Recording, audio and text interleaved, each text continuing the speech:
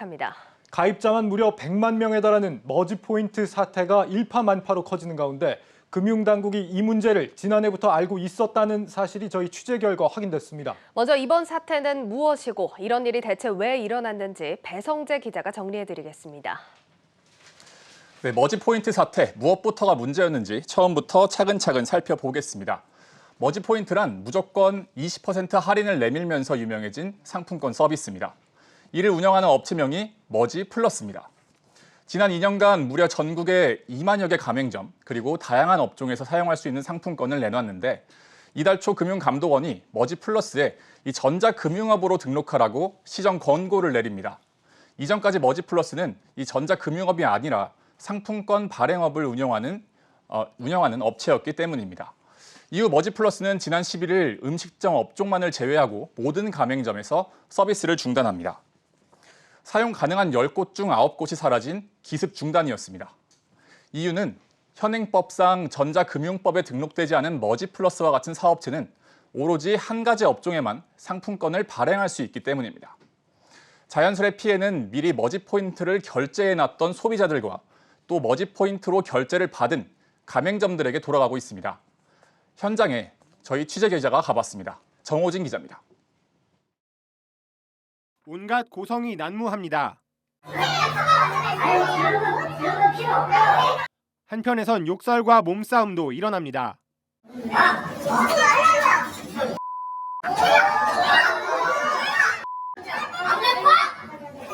머지포인트 환불을 요구하는 소비자들과 회사 관계자들의 충돌 장면입니다.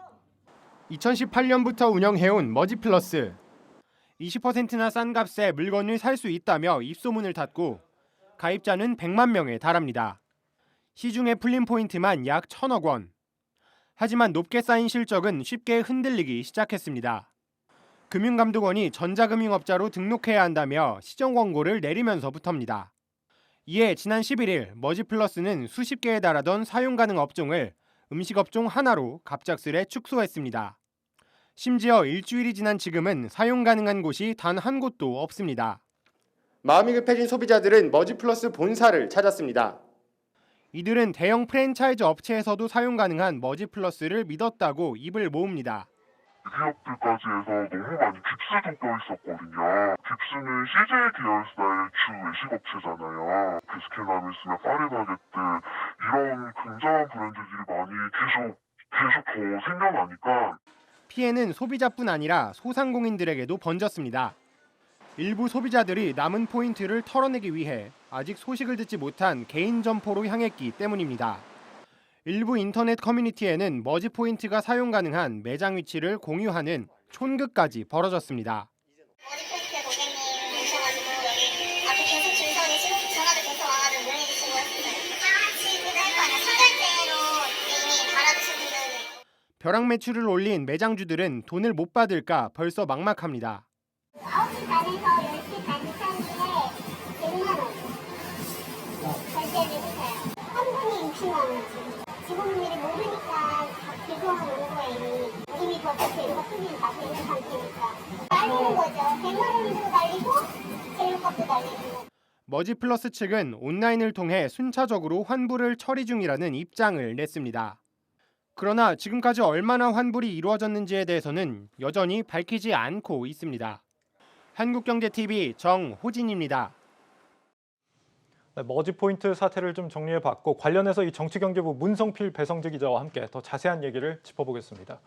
문 기자, 네. 이 금융당국이 이 사실을 이미 알고 있었던 걸로 확인이 됐다고요? 네, 맞습니다. 머지플러스 측 전 임원과 연락이 닿았습니다. 예. 얘기를 들어보니까요. 작년 12월 전자금융업자 등록을 위한 내부적인 준비를 마치고 금융감독원 실무자들과 수차례 미팅을 해서 시스템 보안 등 이런 지시 등을 받았다 이렇게 주장을 하고 있는데요. 예. 이게 사실이라면 머지포인트 사태가 발생한 게 8월 중순이니까 8개월 전에 머지포인트 운영에 법적인 문제가 생길 수 있었다는 사실을 머지플러스 측과 금융감독원 양측 모두 알고 있었다라는 이야기입니다. 예. 다만 이 금융감독원 측은 이 작년 12월이라는 시점에 대해서는 다소 사실과 차이가 있다라고 해명을 하긴 했는데요. 이 해명을 받아들이더라도 최소한 올해 2월, 그러니까 6개월 전부터 양측이 이 사실을 알고 있었다라는 사실로 이해하시면 될 것 같습니다. 네. 저도 궁금했던 게 전자금융업자가 아니라서 문제가 된 거였다면 빠르게 이제 자격 요건을 갖추게 만들어서 네. 등록을 하면 될 문제가 아니었나 싶었는데 이 당국이 최소 반년 전부터 이 문제를 알고 있었다고 한다면 사전에 뭐 이번 사태를 막을 수도 있었겠습니다. 먼저 결론부터 말씀을 드리겠습니다. 이 금감원과 머지플러스 양측 모두 자신들의 주장만 되풀이하다가 이 시간을 끈 셈입니다. 예. 먼저 이 머지플러스 측 이야기를 해보겠습니다. 이 사실상 전자금융업자 등록에 별다른 의지가 없었던 것으로 보입니다. 이 전자금융업자 등록 조건 중에 하나가 발행 잔액입니다. 근데 머지플러스 측은 이 기준에 미치지 못한다라며 전자금융업자 등록 대상이 아니라고 오는 6월까지 금융감독원 측에 주장을 해왔습니다. 예. 회사 내부에서도 전자금융업자 등록이 필요한 것 아니냐라는 의견이 있었는데요. 일부 임원들이 이를 반대한 것으로 전해졌습니다. 금감원은 전자금융업자 등록을 해야 한다고 머지플러스 측에 수차례 설명을 했습니다. 하지만 강하게 권고하지는 않은 것으로 보입니다. 이 머지플러스가 금융회사가 아닌 탓에 검사 등의 실질적인 조치를 하기 어려웠다라는 이야기인데요. 하지만 이 8월 초에 온라인에서 머지플러스 사기 논란이 일고 난 뒤에 부랴부랴 머지플러스 측에 전자금융업자 등록을 강하게 권고했다라는 점에서 다소 아쉬움이 남습니다. 이 가입자가 지금처럼 많아지기 전에 올해 초에 강력하게 문제 제기를 했더라면 이 피해 규모를 줄일 수 있었기 때문입니다. 네, 당국도 회사도 문제를 너무 안일하게 봐오다가 이 지경까지 오게 된 게 아닌가 싶은데 금융당국의 부실한 대응 반드시 짚고 넘어가야 할 것 같습니다. 이번에는 이 머지플러스라는 회사에 대해서 한번 살펴보겠습니다. 이 회사는 어디서 갑자기 나타난 겁니까?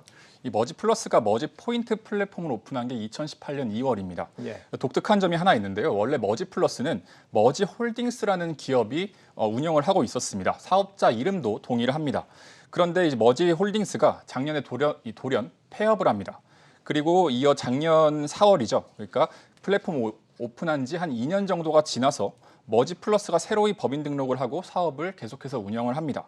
이제 업계에서는 이를 두고서 이제 사업 초기에 경영이나 재정 상태가 나빴기 때문에 이것을 감추기 위해서 한번 회사를 갈아치운 것이 아니냐, 이러한 어떤 의심의 눈초리가 계속해서 나오고 있습니다. 예. 투자 유치나 라이선스 신청을 위해서는 이 법인의 재정 상태나 건전성이 상당히 중요하기 때문이죠.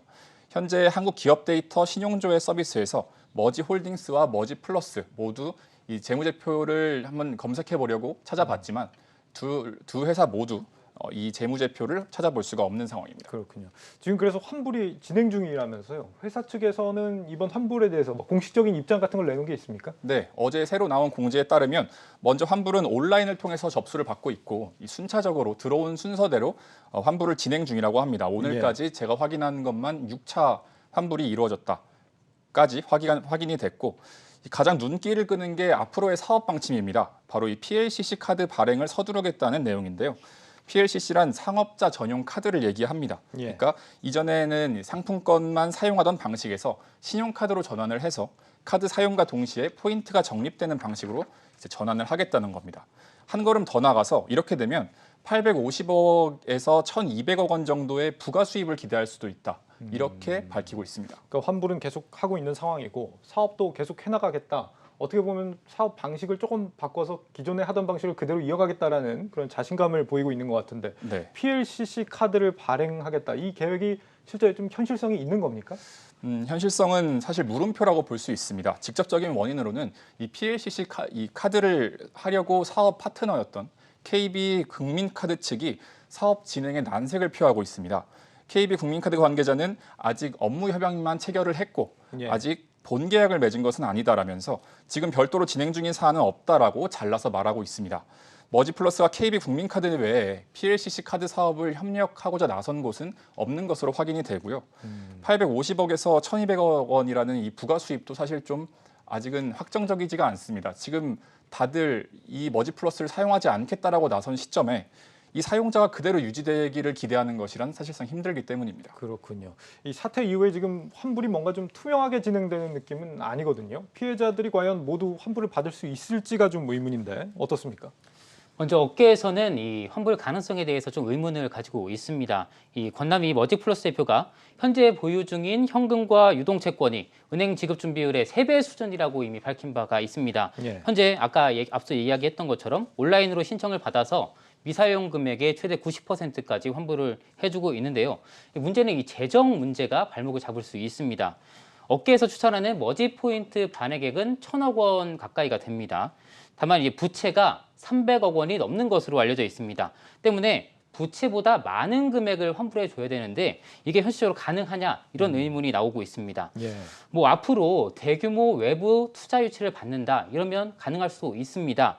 하지만 이 금감원이 수사기관에 공식 통보하는 등 이 소비자들의 신뢰가 무너진 상황에서 추가 자금 수혈 의문점이 남습니다.